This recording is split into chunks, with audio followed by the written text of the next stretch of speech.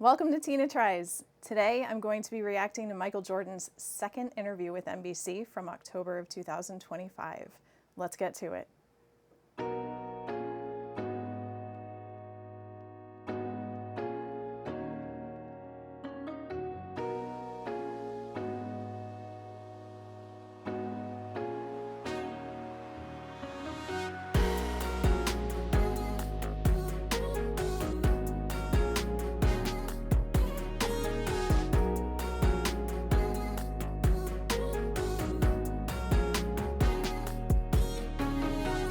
Let's see what MJ has to say, shall we?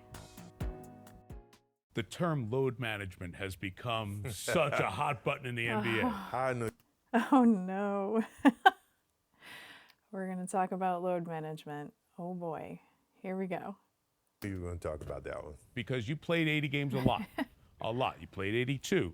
What do you think of when you hear the term load management thrown around? It shouldn't be needed, first and foremost. Thank you.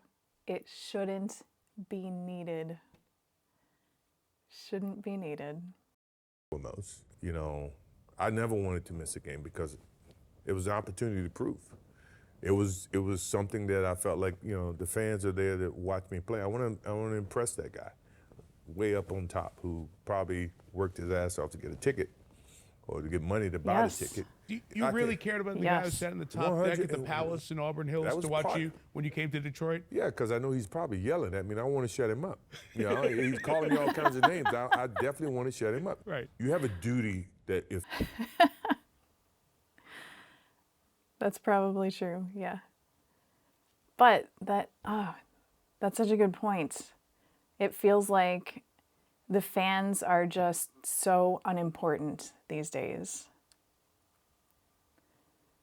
Yeah, wow, okay. They're wanting to see you, and as an entertainer, I want to show, right? So if the guys are coming to watch me play, I don't want to miss that opportunity. Now, physically, if I can't do it, then I can't do it.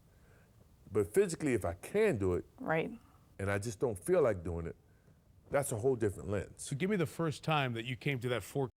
Yes, thank you. This is a breath of fresh air. I can't imagine being a little kid these days and finally getting to go to your first NBA game, going to see your favorite stars, and you're so excited, and then you get there and your favorite player just didn't feel like playing. Oh my gosh, that's got to be crushing. I can't imagine that. When Jordan was playing, if you bought a ticket to a Bulls game, you were going to see him play unless he was injured. That's just the way it was. In the road in your career where you could have sat down and missed a game, but you fought through. Third game of the season, started my career. Flu game. I twisted my ankle, and I had a teammate, David Greenwood. He says, you know, you twist your ankle, young fella, come over and sit with me. You know, this is you need to. I said, no, man, I'm trying to make a name for myself. There's no way I can sit. You know, I need to get out there and show what I'm capable of. I want to play. I want to win. I want to make an impact. And I twisted my ankle. I taped it up, and I went back out, and I played. You know, and I felt I always felt. That is true. Guys in the 90s, they sprained a finger or whatever, they were just taping it up, and they got right back in the game. Now you see players, they're sidelined because they sprained a finger or they have muscle soreness. It's sad. I always felt the necessary need that I could never leave my comrades out if I could perform, right? Even if I couldn't. Utah, great example. You know, everybody said the flu game. It's game 5, which is a very pivotal game. I was going to find a way to get out there, even if I was a decoy. Well, once I got out there, you know, you never know how, you know, pushing yourself, you never know what happens, right? So that night you got out there and you found you could do more than you thought you were going to be able to. Next thing you know, the emotions, the situation, the need of the team, you know, all those things catapulted me to, I'm going to gut this thing out.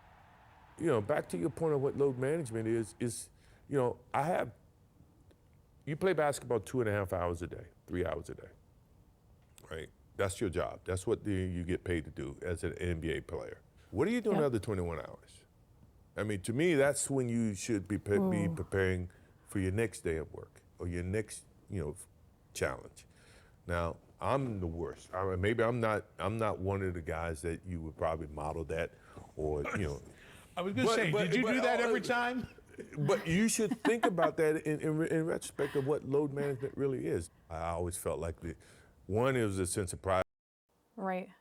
MJ was watching the tapes, he was in the gym, he was practicing, he was having all kinds of scrimmage games and pickup games and whatever else in between, constantly training.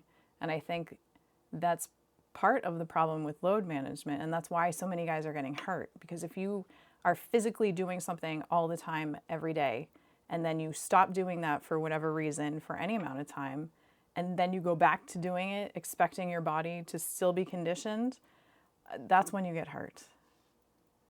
For the fans that are paying. Right. 2 is a sense of, making sure that I stay sharp. I'm not going to lose it.